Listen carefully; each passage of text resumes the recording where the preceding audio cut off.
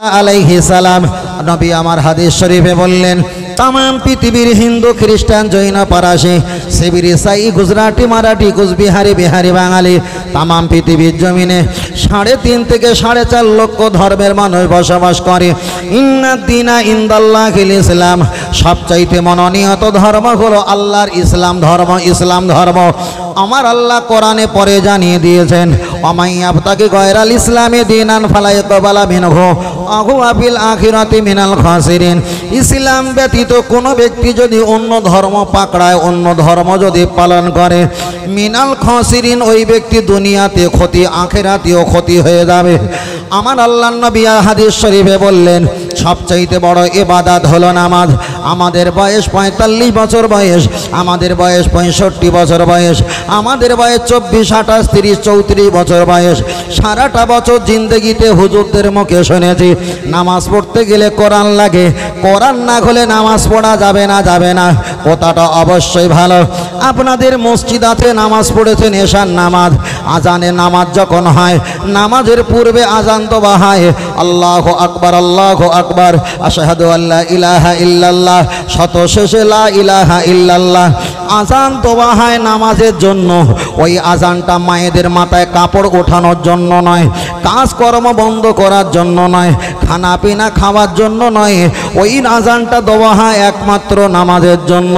তাহলে নামাজ যদি, কোরআন ছাড়া নামাজ যদি না হয়, তাহলে মসজিদে 15 মিনিট আগে যে আজান দেওয়া হয়, ওই আজান তো কোরআনে নেই, ওটাই তো নবী পাকের হাদিসে এসেছে। তাহলে নামাজ আল্লাহর, কিন্তু নামাজে ডাক দেওয়া হয় কোরআন দিয়ে নয়, হাদিস দিয়ে ডাকা হয়। জোরে বলেন সুবহানাল্লাহ।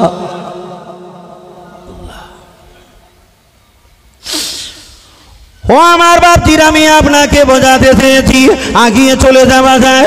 মসজিদে আপনি ডান পা দিয়েছেন, দোনোয়ার জুলা কোন দুটো পা আছে, প্রথমে আপনি একটা ডান পা দিয়েছেন, আর মসজিদের উপরে টাইসে খোদাই করে লেখা আছে আল্লাহুম্মা আফতালি আবওয়াবা রাহমাতিক। আপনি মসজিদে যখন উঠেছেন, আপনি একটা দোয়া পড়েছেন আল্লাহুম্মা আফতালি আবওয়াবা রাহমাতিক। আপনি মসজিদ থেকে যখন বার হয়েছেন, গুফরানাকাল হামদুলিল্লাহিল্লাযী আল, আপনি মসজিদ থেকে যখন বার হয়েছেন, একটা দোয়া আপনি পাঠ করেছেন, সেটা প্রথমে আপনি ডান পা রেখেছেন। তাহলে মসজিদে উঠতে গেলে যে দোয়াটা পড়তে হয়, ওই দোয়াটা কোরআন নয়, ওটা হলো হাদিস। আপনি মসজিদে গিয়ে ইমাম সাহেবের পিছনে আপনি নামাজ পড়বেন, ডান দিকের কাতারটা ভার করতে হয়, ওটা কোরআন নয়, ওটা হলো হাদিস। আপনি মসজিদে গিয়ে যখন ইলা শাহমাতি উদুনাইহি, আপনি কানের লতি পর্যন্ত হাত ঠেকাবেন, কিংবা কানের কাছাকাছি পর্যন্ত হাত তুলবেন, এর ব্যাখ্যাটা কোরআনে নেই, এটাই এসেছে নবীর হাদিস। আপনি যখন তাহারিমা বাঁধবেন না বিন্নিচি, ওটা হলো হাদিসের ব্যাখ্যা, ওটা হলো হাদিস। আপনি যখন নিয়াত করার পর, তাহারিমা বাঁধার পর, আপনি যখন দোয়াসানা পাঠ করবেন, সুবহানাকা আল্লাহুম্মা বিহামদিকা ওয়া তাবারাকা ইসমুকা, এমন করে যখন দোয়াসানা পড়া হয়, ওটাই তো আল্লাহর কোরআন নয়, ওটাই হলো নবী পাকের হাদিস। আপনি যখন আউযু বিল্লাহি মিনাশ শাইতানির রাজিম বলবেন, টোটাল কোরআন শরীফ যদি নরমালে 700 টাকা দাম নেয়, 114টা যদি সূরা হয়, 30টা যদি পারা হয়, 848টা যদি পৃষ্ঠার হয়, টোটাল কোরআনের ভিতরে সূরা ফাতিহা থেকে সূরা নাস মিনাল জিন্নাতি ওয়ান নাস কোনো জায়গা আউযু বিল্লাহি মিনাশ শাইতানির রাজিম লেখা নেই, ওটাই তো নবী পাকের হাদিস। তাহলে আজান থেকে নিয়ে দোয়া সানার পরে আউযু বিল্লাহ পর্যন্ত নামাজের ভিতরে প্রবেশ করেছি, এখনো পর্যন্ত কোরআন আসেনি, এখন চলছে হাদিস। তাহলে এত বছর যারা ওয়াজ নসিহত করেছে, বাবা নামাজ পড়তে গেলে কোরআন ছাড়া নামাজ হবে না, ওদেরকে এবার জিজ্ঞাসা করো, এত দূর পর্যন্ত হাদিস পড়ে এসেছি, এটা বাদ দিলে কি নামাজ হবে?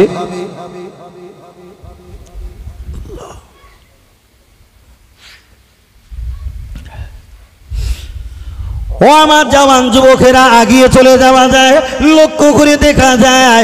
এবার আমি বিসমিল্লাহির রহমানির রহিম বললাম, বেসিনজের বিসমিল্লাম জিনমিল মাল্লাম খড়া যাবার লাহে রাজের হির রহে যাবার রামিম খড়া যাবার মা নুন রাজিনে র যাবার হাইয়াজের হিমিম জেরমি বিসমিল্লাহির রহমানির রহিম। अल्लाह के नाम से शुरू करता हो जो बड़ा मेहरबान निहात रहमाला। बिस्मिल्लाहिर रहमानिर रहीम पढ़ेছি, সূরা ফাতিহা পাঠ করেছি, অন্য একটা সূরা পাঠ করেছি, এটা হলো আল্লাহর কোরআন। আপনি যখন আল্লাহু আকবার বলে হাঁটুতে হাত দিলেন, ওটা হলো হাদিস। আপনি হাঁটুতে হাত দিয়ে সুবহান রাব্বিয়াল আযীম বললেন, ওটা কোরআন নয়, ওটা হলো হাদিস। সামি আল্লাহু লিমান হামিদা, ওটা হলো হাদিস। রব্বানা লাকাল হাম, ওটা নবী পাকের হাদিস। আল্লাহু আকবার বললেন, ওটা নবী পাকের হাদিস। আপনি বসে বসে আত্তাহিয়াত বললেন, ওটা হলো নবী পাকের হাদিস। আপনি বসে বসে দরুদ শরীফ পাঠ করলেন, ওটা হলো হাদিস। দোয়া মাসুরা পাঠ করলেন, ওটা হলো হাদিস। আপনি ডান দিকে সালাম ফিরালেন, আসসালামু ক্বাবলাল কালাম, ওটা হলো রাসূল পাকের হাদিস। আল্লাহুম্মা আমিন বললেন, কোরআনের কোথাও আল্লাহুম্মা আমিন লেখা নেই, ওটাই হলো নবী পাকের হাদিস।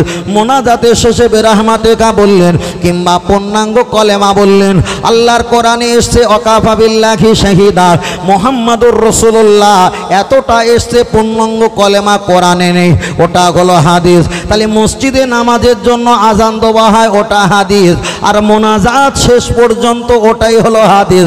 হিসাব করে পাওয়া যায় নামাজ পড়তে গেলে কোরআনের পার্সেন্ট হলো 2%, আর নামাজ পড়তে গেলে হাদিসের পার্সেন্ট হলো 8%।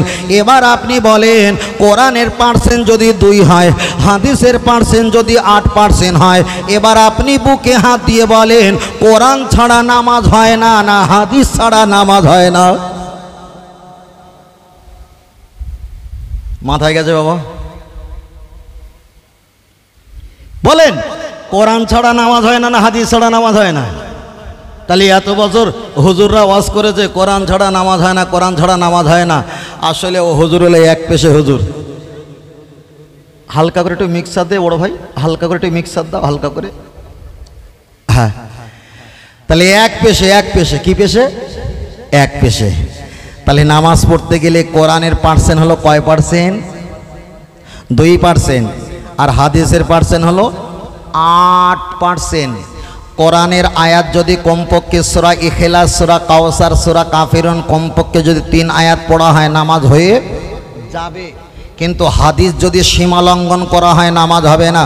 তাশাহুদ পড়েছেন 2 রাকাতে, আর ভুল করে আল্লাহুম্মা সাল্লি আলা মুহাম্মাদিন ওয়া আলা আলি এত দূর পর্যন্ত সীমা লঙ্ঘন করেছেন, ডান দিকে সালাম ফিরিয়ে আপনাকে সুজদা দিয়ে জবাব দিতে হবে। তাহলে কোরআন লঙ্ঘন করলে আপনাকে সুজদা হয় না, কিন্তু হাদিস লঙ্ঘন করলে আপনাকে সুজদা ওয়াজিব হয়।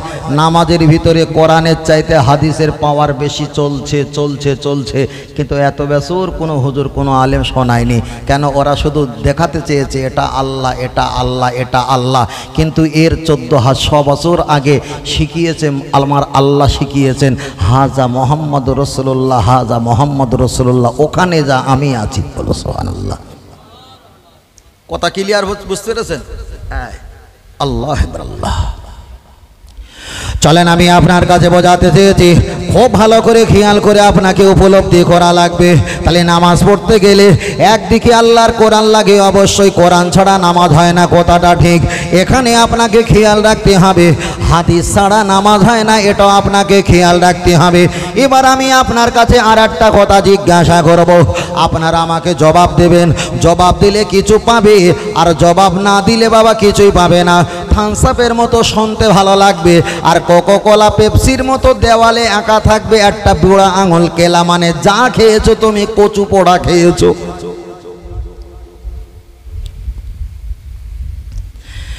এবার বলেন, মসজিদে যখন নামাজ চালু হয়ে যায়, কোনো একটা মুসল্লি যদি কোনো মুসল্লিকে সালাম দেয়, নামাজ হবে কি?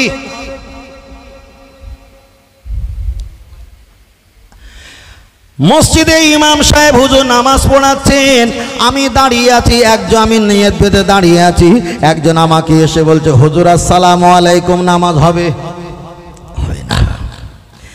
আমি যদি কাউকে ইশারা করি, ও যদি সালাম দেই, নামাজ হবে না। তাহলে নামাজ যদি সবচাইতে বড় ইবাদত হয়, ও বাপজিরা আমি আপনাকে বোঝাতে চেয়েছি, ফারেস্তা জিবরাইলের কাছে আমার আল্লাহ পৃথিবীর জমিনে কোরআনের অনেক ফর্মুলা দিয়েছে, কিন্তু আমার আল্লাহ নামাজ দিলেন না। সিদরাতুল মুনতাহা আরশে আজিমে দয়ান নবীকে আমার আল্লাহ তুলে নিয়েছেন, আমার হাবিবের কাছে নামাজ আর সালাম আমার আল্লাহ দিয়েছে, কিন্তু জিবরাইলের কাছে আমার আল্লাহ নামাজ দেয়নি। স্বয়ং রসুলের কাছে নামাজ আমার আল্লাহ দিয়েছে। আমি আপনার কাছে কাছে বোঝাতে চেয়েছি, আপনারা মসজিদে নামাজ পড়ছিলেন, কেউ যদি নিয়াত বাঁধা অবস্থায় নামাজ চলাকালীন অবস্থায় নামাজ পড়া অবস্থায় কোনো ব্যক্তিকে যদি সালাম দেয়, ওই ব্যক্তি নামাজটা ফাসেদ হয়ে যাবে, নামাজটা ভঙ্গ হয়ে যাবে। এটাই হলো শরীয়তের ফতোয়া। কিন্তু আপনি নামাজ পড়বেন, নামাজের ভিতরে আপনি তাশাহুদ পড়বেন, আর তাশাহুদ পড়া হলো ওয়াজিব। আপনি যদি ছেড়ে দাও আপনার নামাজ হবে না, সজদা না করলে নামাজ হবে না। ওই তাশাহুদের ভিতরে আমার নবীর প্রতি সালাম দেওয়া আমার আল্লাহ ওয়াজিব করে দিয়েছেন। আসসালামু আলাইকা আইয়ুহান নবী ওয়া রাহমাতুল্লাহ। ওই নামাজের ভিতরে যদি নবীকে সালাম না দেওয়া হয়, আমার আল্লাহ দরবারে নামাজ খোদার কসম কবুল হবে না। তাহলে দুনিয়ার কোনো মানুষকে সালাম দিলে নামাজ ভঙ্গ হয়ে যায়, আর নবীর প্রতি সালাম না দিলে ওই নামাজটা আল্লাহর দরবারে কবুল নাই হয়। তাহলে এখানে প্রমাণ হয়ে গেছে আল্লাহ হলো নামাজের মালিক, নামাজ দিয়েছেন আমার হাবিবের কাছে। কিন্তু প্রমাণ হয়ে গেল যেখানে আমার নবী সেখানে আমার আল্লাহর রহমত। জোরে বলেন সুবহানাল্লাহ।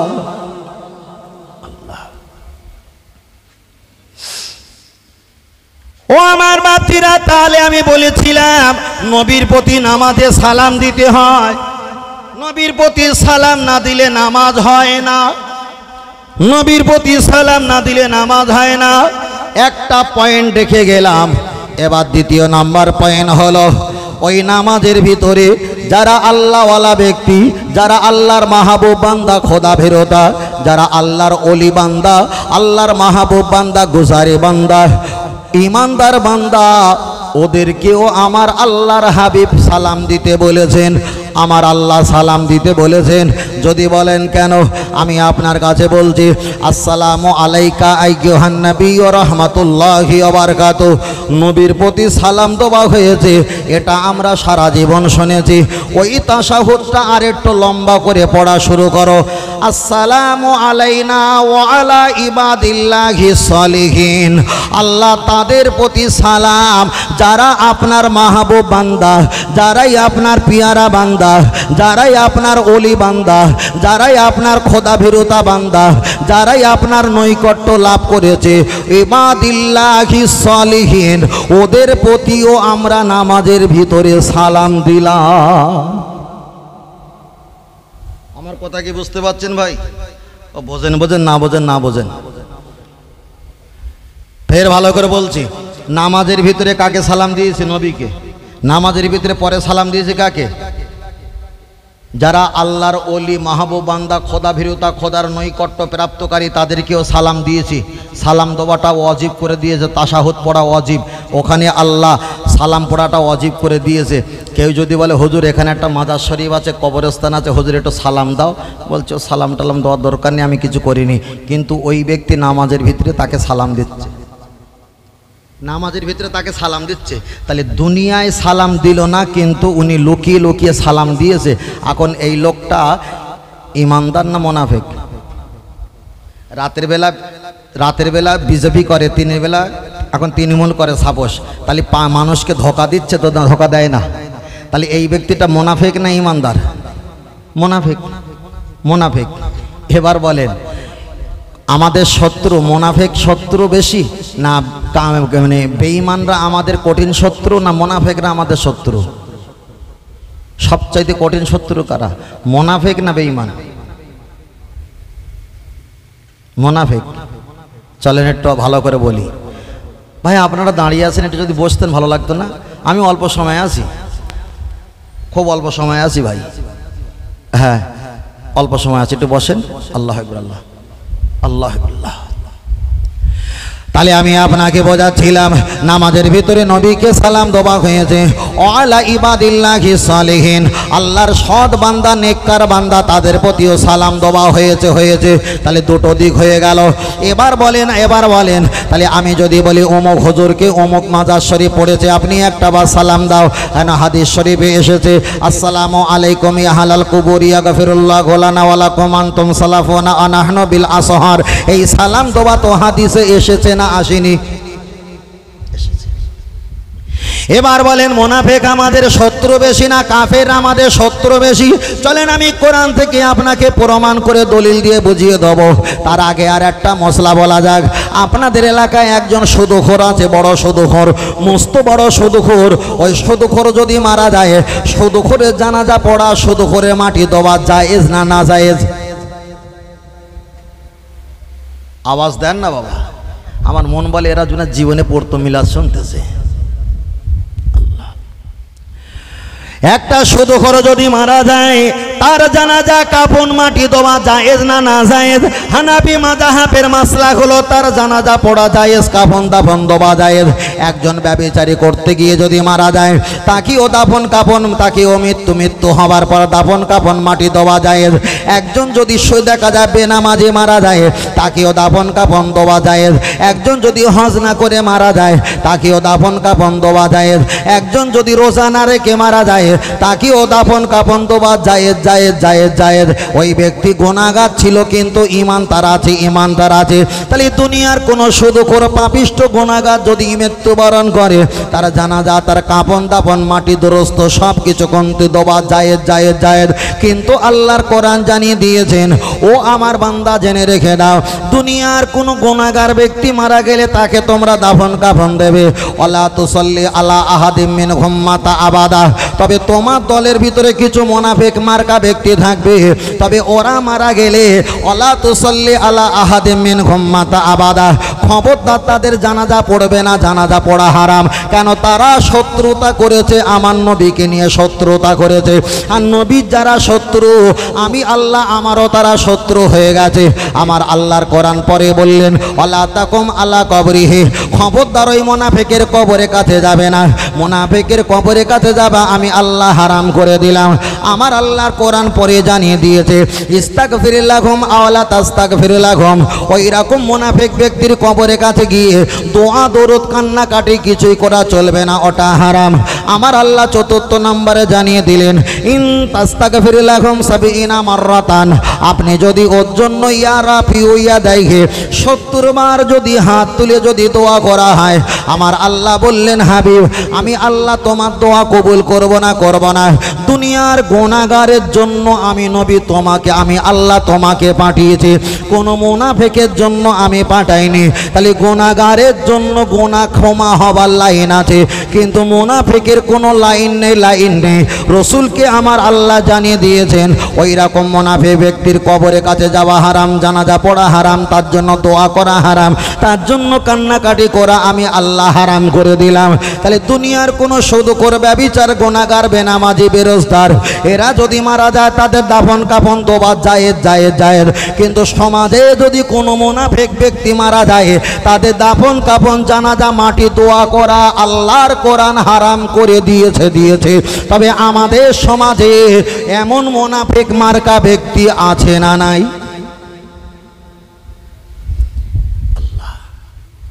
আল্লাহ এর যদি বলেন হুজুর আমরা বাঁচবো কীভাবে, সব যদি দেই বাঁচবো কী করে, এখন তার জন্য তাহলে আর একটা হাদিস পড়তে হয়।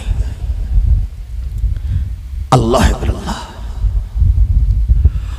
ও আমার বাপিরা, চলেন আমি আপনার কাছে বোঝাতে চেয়েছি। লক্ষ্য করে দেখা যায়, আমি আপনার কাছে বললাম, নবী আমার হাদিস শরীফে বললেন, মান রাই মিনকুম মুনকারান, তোমার সামনে যদি খারাপ কাজ হয়, পাপের কাজ হয়, অন্যায় কাজ হয়, শরিয়াত বিরোধী যদি কাজ হয়, ফালিও গায়রু বিয়াদিহি, তুমি প্রথমে হাত দিয়ে প্রতিবাদ করো। হাত দিয়ে প্রতিবাদ করলে যদি সমস্যা বেড়ে যায়, ফাইল্লাম ইয়াস্তাদিফা বিলিসানি, তুমি জবান দিয়ে প্রতিবাদ করো। জবান দিয়ে প্রতিবাদ করলে যদি আরো 10টা মুখ যদি ওরা ফটফট করে, ফাইল্লাম ইয়াস্তাদিফা বিকলবি, তুমি অন্তর দিয়ে ঘৃণা করো। ওয়াজালিকা আদআফুল ঈমান, অন্তত তোমার ঈমান বাঁচবে, ঈমান বাঁচবে, ঈমান বাঁচবে। তাই পৃথিবীর কোনো মুনাফিক ব্যক্তির সঙ্গে আমার সম্পর্ক থাকে না।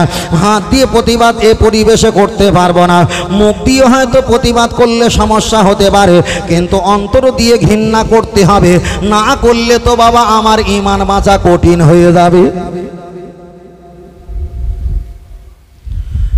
চলেন আমি আপনার কাছে বোঝাতে চেয়েছি, আমি নামাজের বিষয়টা বলছিলাম আর নবী সম্পর্কে বলছিলাম। এবার আপনার কাছে আর একটা কথা বলবো, লক্ষ্য করে দেখা যায়, ফের বলছি আমি, কোনো দেখা যায় হজ যাকাত ফিতরা কোনো বিভিন্ন রাজ্যের খবর, বিভিন্ন রাজ্যের নিউজ, বিভিন্ন রাজ্যের চ্যানেলে কথা, কখনো বাংলাদেশের কথা, কখনো পাকিস্তানের কথা, কখনো দুবাইয়ের বন্যায় কথা, এসব আমি বলছি না। আমি এতটুকু বলছি কিভাবে নাজাত পাবো ওটাই আমি আপনার কাছে বলছি। চলেন একটাবার আগিয়ে যাওয়া যাক। ও বাপজিরা, আল্লাহর দরবারে যদি দুই ব্যক্তিকে হাজির করিয়ে দেওয়া হয়, একজন হলো গুনাহগার, একজন হলো বিয়াদব, একজন হলো বিয়াদব মার্কা ব্যক্তি আর একজন হলো গুনাহগার, কঠিন গুনাহার ব্যক্তি, ওই গুনাহগার আর বিয়াদবকে নিয়ে আল্লাহর দরবারে যদি একটাবার হাজির করিয়ে দেওয়া হয়, আপনি কি একটাবার জবাব দিয়ে বলবেন গুনাহগার ব্যক্তি আল্লাহর কাছে ভালো হতে পারে না বিয়াদব মার্কা ব্যক্তি আল্লাহর কাছে ভালো হতে পারে? বাবু ফোন রাখো, তুমি ফোন রেখে দাও, ফোন রেখে দাও। ও ফোনে যে তোমাদের কি কাল করেছে সে তো জানি, তুই রাখ ভাই রাখ। এক হাত সেলাই করতে গিয়ে 5 হাত ছিঁড়ে যাচ্ছে, রেখে দাও, কিছু করতে রেখে দাও। আল্লাহ, এবার আপনি একটা বার বলেন, আল্লাহর কাছে যদি গুনাহগার ব্যক্তি আর বিয়াদব ব্যক্তিকে যদি হাজির করিয়ে দেওয়া হয়, আল্লাহর কাছে কোন ব্যক্তিটা একটু দামি হলে হতে পারে? গুনাহগার ব্যক্তি হবে না বিয়াদব ব্যক্তি হতে পারে? একটু আওয়াজ দিয়ে বলেন বাবা, কোনটা হয় বাবু? আল্লাহ যদি জিজ্ঞাসা করে বান্দা তুমি গুনাহগার না বিয়াদব, বান্দা কেঁদে কেঁদে বলবে আল্লাহ আমি গুনাহগার, আমি গুনাহগার, আমি গুনাহগার। আমার আল্লাহ বলবেন বান্দা টেনশন করি না, টেনশন করো না, টেনশন করো না, তুমি গুনাহগার, গুনাহগার, তোমার গুনাহ বেশি হয়ে গেছে, নেকি কম হয়ে গেছে। মান করা আল কোরআনা হারফান ফালাহু আশরু হাসানা, তুমি একটা করে অক্ষর পাঠ করলে 10টা করে নেকি পেয়ে যাবে, তোমার নেকি বেড়ে যাবে। তুমি গুনাহগার, টেনশন করো না। আমার হাবিব মুহাম্মদ সাল্লাল্লাহু আলাইহি ওয়াসাল্লামের ওসিলা দোয়া চাইলে হাদিসে এসে দোয়া কবুল হতে পারে। তুমি গুনাহগার, কোনো টেনশন করো না। লা তাকনা তুমি রহমাতিল্লাহ, তুমি গুনাহগার হয়েছো কিন্তু আমার রহমত জান্নাতের আশা করো, কখনো নিরাশা হয়ে যেও না। গুনাহগার ওয়াসজুদুলিল্লাহ, তুমি সেজদা দিয়ে কাঁদো, তুমি গুনাহগার, আমি আল্লাহ আমার কাছে কান্নাকাটি করো, তওবা পাঠ করো। গুনাহগার আমি আল্লাহ পাক তোমাকে বলে গেলাম, আমি আল্লাহ আমার কাছে রোনাজারি করো, আমার কাছে সব কিছু তুমি আমার কাছে জাহির করে দাও। গুনাহগারের জন্য আমার নবী এসেছে, গুনাহগারের জন্য হাসরের ময়দানে আমার নবী দৌড়াদৌড়ি করবে। গুনাহগারের কাণ্ডারি হলো আমার আপনার নবী, কিন্তু গুনাহগারের কোনো টেনশন নেই, টেনশন নেই। কিন্তু যারা বিয়াদব, বিয়াদব এদের কোনো জায়গা নেই। আল্লাহর কোরআন বলেছে ওয়ালা ফাখরুস ফিহি, যারা বিয়াদব মার্কা হবে এদের জীবনে কোনো জান্নাত বলে, রহমত, দয়া বলে কিছু হবে না। গুনাহগারের জন্য আল্লাহর কোরআন বললেন গুনাহগার হয়েছো, লা তাকনা তুমি রহমাতিল্লাহ, আমি আল্লাহ আমার রহমত জান্নাতের আশা করে চোখ করে দাঁড়িয়ে থাকো। আর বিয়াদবের দিকে তাকিয়ে আমার আল্লাহর কোরআন বললেন ওয়ালা ফাখরুস ফিহি, বেরিয়ে যা, বেরিয়ে যা, আমার দরবারে কোনো জায়গা নেই। এবার আমি আপনার কাছে বলছি, আপনি নামাজ পড়লেন না, রোজা রাখলেন না, অলসতা করলেন, আপনি বড় গুনাহগার হয়ে গেছো, গুনাহগার হয়ে গেছো। আর নবীর নাম শুনে চুম্বন খাওয়া এটা হাদিসে নেই, এটা বেদাত। নবীর নামে তুমি সমালোচনা করে নবীর নামে বিয়াদবি আর গাদ্দারি করেছো। গুনাহগারের ক্ষমা হবে কিন্তু বিয়াদব মার্কা হারামখোরের ক্ষমা হবে না, হবে না, হবে না।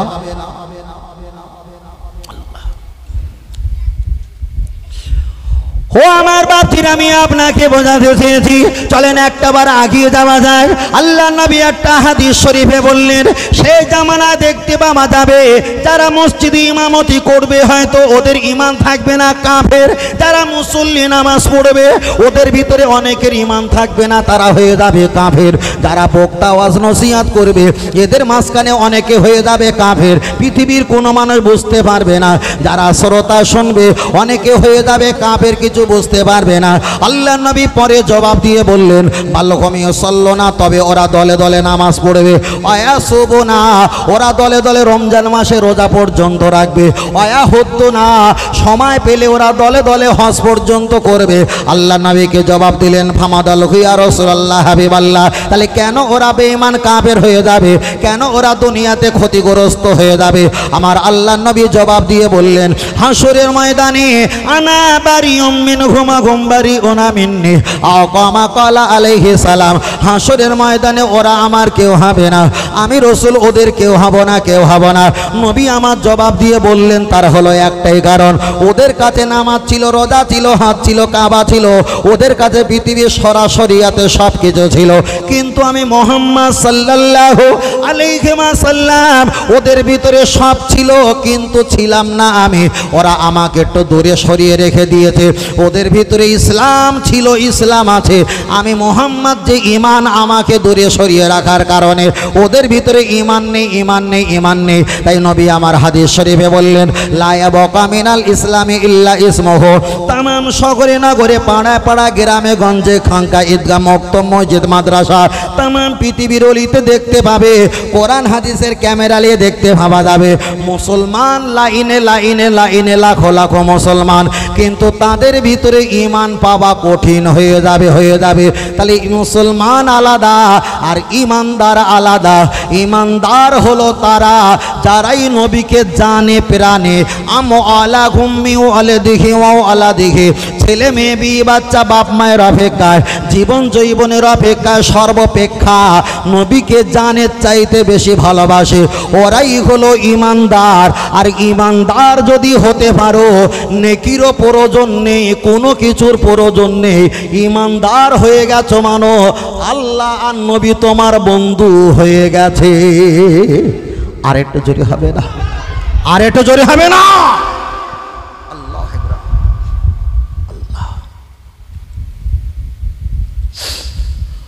ও আমার জওয়ান যুবকেরা, চলে না গিয়ে যাওয়া যায়, লক্ষ্য করে দেখা যায় আমি আপনার কাছে শুধু নবীর মহব্বতের সম্পর্কের কথা বলছি, ফের আমি আপনার কাছে একটাই কথা বলছি। হাদিসটা মিশকাত শরীফে এসেছে, আল্লাহর নবী এক জায়গায় বসে আছেন, একটা সাহাবা এসে বললেন, ফামা রায়তু ইয়া রাসূলুল্লাহ হাবিবাল্লাহ, আমি জান্নাতে যেতে চাই। আল্লাহর নবী জিজ্ঞাসা করলেন, বালহুম ইউসাল্লুনা, তুমি কতটা নামাজ পড়ো? হুজুর আমি বেশি নামাজ পড়তে পারি না। ওয়ায়াসুবুনা, তুমি কতটা রোজা রাখো? হুজুর আমি বেশি রোজা রাখতে পারি না। ওয়ায়াহুদ্দুনা, তুমি কতটা হজ করো? হুজুর আমি বেশি হজ করতে পারি না। জিকিরিল্লাহ, তুমি কতটা আল্লাহ নামে জিকির করো? হুজুর আমি বেশি জিকির করতে পারি না। দয়ার নবী হাতটা আইদিয়াকুম, হাতটা গালে দিয়ে একটু মুসকে মুসকে হাসেন, আর সাহাবাকে বললেন, ও আমার সাহাবা, এতটা নামাজ, এতটা রোজা, এতটা হজ, এতটা জিকির দিয়ে তুমি কি জান্নাত কি করে পাবে? জবাব দাও। সাহাবাটা কেঁদে বলেছিলেন, ইয়া রাসূলুল্লাহ, আমার ভিতরে নামাজ রোজা যতটা না আমি জায়গা দিয়েছি, আপনার এবং মহান আল্লাহ পাকের দয়া মায়া ভালোবাসা আমার সিনাতে কলিজাতে অন্তরে সবচাইতে বেশি ভালোবাসার জায়গা দিয়েছি। নবী সাহাবা যখন হেঁটে যায়, আল্লাহ নবী বলেছিলেন, বাবা সাহাবারা, পৃথিবীর জমিনে কোনো জান্নাতিওয়ালা ব্যক্তি যদি দেখতে যাও, যিনি আমার সামনে দিয়ে এক্ষুনি হেঁটে গেল, উনি হলো দুনিয়াতে জীবিতওয়ালা জান্নাতি। আরেকটু জোরে হবে না, আরেকটু জোরে হবে না। আল্লাহ ফের বলছি, চলে যাওয়ার পরে যেন বাঁদরা মনে হয় প্রতিটা হাদিস বলছি, প্রতিটা কোরআন বলছি, প্রতিটা যুক্তি বলছি। কথা বুঝতে পেরেছেন? ব্যাস, কেন চলে যাওয়ার পরে তুমি ছাগলের মতন প্যান পেনা মেনে পেনাবে? ও পেনানি চলবে না। আল্লাহ, ও আমার বাপজিরা, চলেন আমি আপনার কাছে একটাবার বললাম, ফের আমি আপনাকে বলছি, এখানে যারা আমরা বসে আছি সবাই কি ঈমানদার? সবাই কি নেককার? সবাই কি ঈমানদার? তাহলে এখানে একটাবার বোঝা যাবে। চলেন একটাবার আগিয়ে যাওয়া যাক। আল্লাহ নবী একটা হাদিস শরীফ বললেন, আফদালুল ইবাদাত ইবাদাতি সালাত, সবচেয়ে বড় ইবাদতের নাম হলো নামাজ। দন্তন্নয় আকার ময় আকার বর্গীর নামাজ, দন্তন্নয়তে নমিম আকারেতে আমার ময়তে মাতাকে বর্গীর বিজয়তের জন্য, নত করিব আমার মাথা একমাত্র আমার আল্লাহর জন্য। এবার আমি আপনার কাছে বলছি, কে মুনাফিক আর কে ইমানদার একটুখানি আপনাদের 1 মিনিটে চিনিয়ে দেবো। এর ভিতরে যারা আছেন আগিয়ে চলে যাওয়া যাক। লক্ষ্য করে দেখা যায় আল্লাহ নবী বলেছেন সবচাইতে বড় ইবাদত, সেই ইবাদতটা হলো নামাজ। নবী বলেছে বড় ইবাদত নামাজকে আমরা ভালোবাসি না বাসি না? আওয়াজ দিয়ে বলেন ভালোবাসি। আল্লাহ নবী পরে একটা হাদিস শরীফে বলেছেন আফদালুত তিলাওয়াত তিলাওয়াতুল কোরআন। পৃথিবীতে যত তেলাওয়াত ওয়ালা বই পুস্তক কিতাব হাদিস কোরআন আছে, সবচাইতে বড় তেলাওয়াত হলো আল্লাহ পাকের কোরআন। আলে একটা কোরআনের অক্ষর পড়লে 10টা করে নেকি হয়। তাহলে নবী বলেছে সবচাইতে বড় তেলাওয়াত হলো আল্লাহর কোরআন। আমরা কোরআন তেলাওয়াত করতে নাও পারলে শুনতেও ভালোবাসি না বাসি না? তাহলে আল্লাহ নবী বলেছে বড় ইবাদত নামাজ, ওটা আমি মাথায় করে নিয়ে নাচানাচি করেছি। নবী বলেছেন বড় তেলাওয়াত হলো কোরআন, ওটা মাথায় নিয়ে নাচানাচি করেছি। নবী বলেছেন আফদালু জিকিরি জিকিরি লা ইলাহা ইল্লাল্লাহু মুহাম্মাদুর রাসূলুল্লাহ।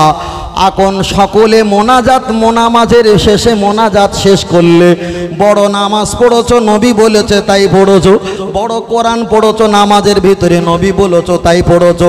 সেই নবী বলেছে বড় জিকির হলো কলেমা শরীফ। তাহলে মোনাজাতের শেষে বড় নামাজ আসলো, বড় তেলাওয়াত আসলো, বড় জিকিরটা বাদ দিয়ে বেরহমাতে কা কেন ঢুকলো? রসুল ওটাই বোঝাতে চেয়েছে এরা হলো দুনিয়াতে মুসলমান নামীয় মুনাফিক, কিন্তু ঈমান আছে কিনা সন্দেহ। কেন ওদের ভিতরে নামাজটা জায়গা দিল, রোজা জায়গা দিল, মেসওয়াক জায়গা দিল, দুনিয়াতে সমস্ত শরিয়াত জায়গা দিয়েছে। যে নবী বলেছে সবচাইতে বড় জিকির হলো কলেমা শরীফ, ওই মুহাম্মাদুর রাসূলুল্লাহ কেটে ওরা বাদ দিয়ে বেরহমাতে কা লাগিয়েছে। রসুল এটাই বললেন লা ইয়াবকা মিনাল ইসলামে ইল্লা ইসমুহু।